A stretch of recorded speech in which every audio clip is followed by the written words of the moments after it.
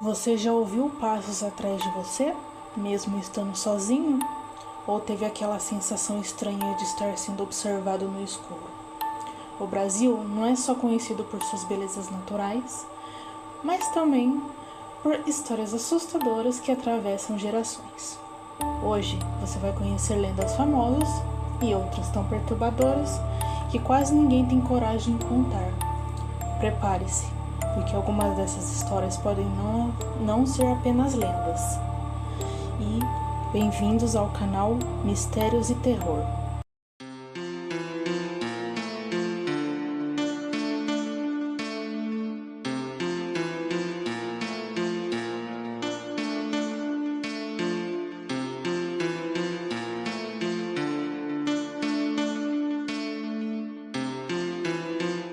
Vamos começar com as lendas que praticamente todo brasileiro já ouviu falar, mas talvez você não conheça os detalhes mais sombrios.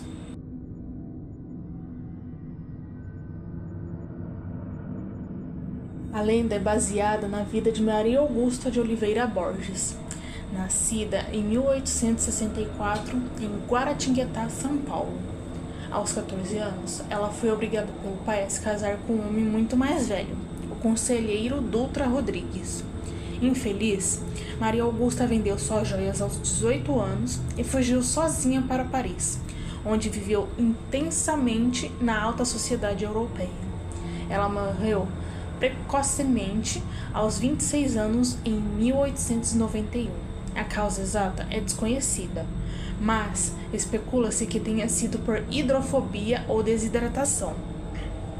Seu corpo foi trazido de volta ao Brasil. Enquanto o mausoléu da família era construído, a mãe manteve o caixão com uma urna de vidro exposto na própria casa. Anos depois, o casarão da família em Guaratinguetá tornou-se a Escola Estadual Conselheiro Rodrigues Alves.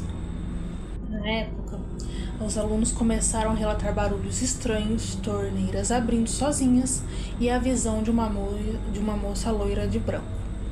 Diz a lenda que o banheiro feminino da escola foi construído justamente onde ficava o quarto de Maria Augusta ou onde seu corpo foi velado. Com o tempo, a história se espalhou por escolas de todo o país e ganhou elementos fantásticos. A loira passou a ser descrita pálida e com algodões no nariz, como era costume nos sepultamentos antigos.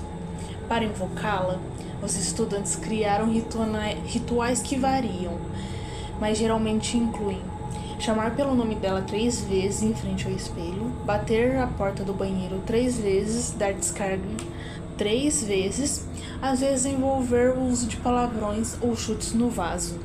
Hoje, a lenda serve tanto para assustar quanto para desencorajar os alunos a matarem aula escondidos no banheiro.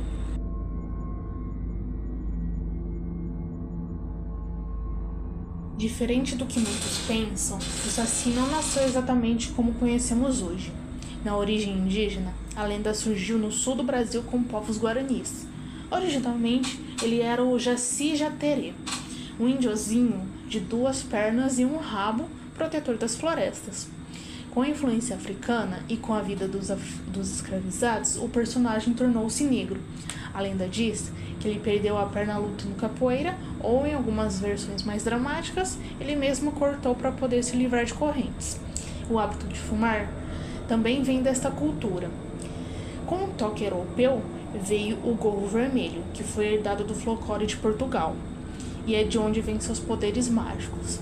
Segundo a lenda, o Saci nasce de dentro de gomos de bambu, permanece lá por 7 anos e depois de sair vive por mais 77 anos fazendo travessuras. Ao morrer, ele se transforma em cogumelo venenoso. O Saci é conhecido por ser um moleque extremamente agitado que adora pregar peças. Nas fazendas, ele trança as crinas dos cavalos, azeda o leite e esconde objetos domésticos. Na mata, ele assobia de forma aguda para confundir caçadores e viajantes. O Saci se locomove dentro de redemoinhos de vento e poeira. A popularidade do Saci cresceu imensamente no século XX graças ao Monteiro Lobato, com o livro Saci Pererê, resultado de um inquérito e mais tarde com o sítio do Pica-Pau Amarelo. Agora, vamos entrar em um território mais obscuro. Lendas que não são tão populares, mas são muito mais perturbadoras.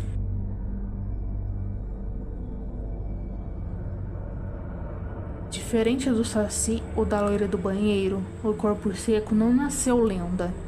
Ele era um homem vivo, geralmente descrito como alguém extremamente cruel, egoísta e violento. A versão mais clássica diz que ele era um filho tão mau que chegava a espancar a própria mãe. Quando finalmente morreu, sua alma foi barrada no céu por causa de seus pecados. Ao tentar entrar no inferno, o próprio diabo o expulsou, dizendo que nem a terra dos mortos o queria por perto. Diz a lenda que, após ser enterrado, a terra cuspiu seu corpo de volta. Por mais que tentasse enterrá-lo novamente, o solo se recusava a decompor sua carne. Ele se tornou uma criatura cadavérica com pele grudada aos ossos, unhas e cabelos compridos, mas ainda com uma centelha de vida maligna. Ele secou como uma planta morta, daí o nome corpo seco. O corpo seco costuma ficar parado em beiras de estrada ou grudado em troncos de árvores secas, parecendo apenas um pedaço de madeira velha. Quando alguém passa por perto, ele abraça a pessoa com uma força sobrenatural, tentando sugar o sangue ou a energia vital para se manter vivo. Antigamente, muitos moradores da roça evitavam passar por perto de cemitérios ou árvores ressecadas à noite, temendo o abraço do morto.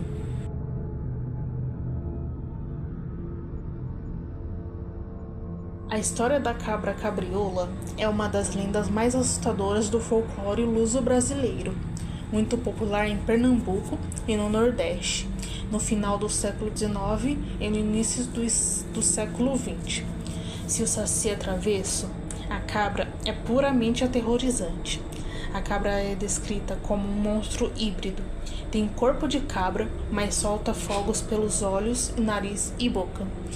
Possui dentes enormes e afiados, além de unhas longas e cortantes.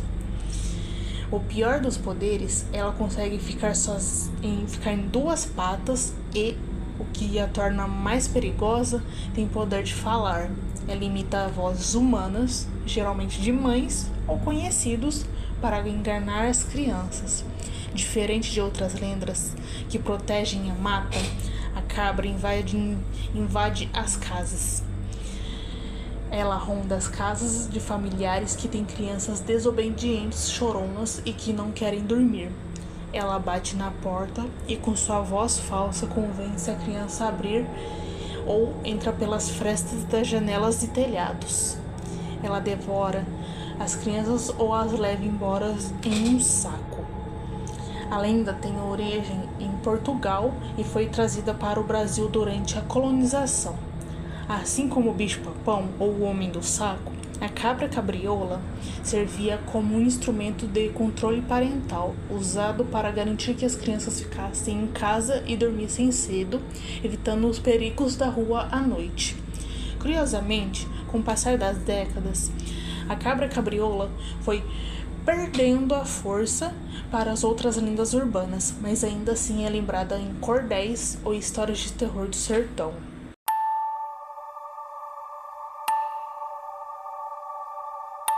E o mais assustador são os relatos. Pessoas afirmam ter visto vultos, ouvido vozes chamando seus nomes no meio da noite. A história de escolas onde alunos se recusam a entrar em banheiros depois de certos acontecimentos. Em regiões rurais, moradores juram que ainda algo se move entre as árvores, observando e esperando. Será que são apenas histórias? Ou existe algo mais por trás dessas lendas? O Brasil é um país rico em cultura, mas também em mistérios. Algumas dessas histórias podem ter surgido para assustar, outras talvez escondam algo que não conseguimos explicar. E você, já viveu algo parecido? Se você gosta de mistérios e histórias assustadoras, se inscreva no canal e ative o sininho. E comenta aqui embaixo qual dessas lendas você teria mais medo de encontrar. Nos vemos no próximo vídeo, se é que você vai conseguir dormir depois disso.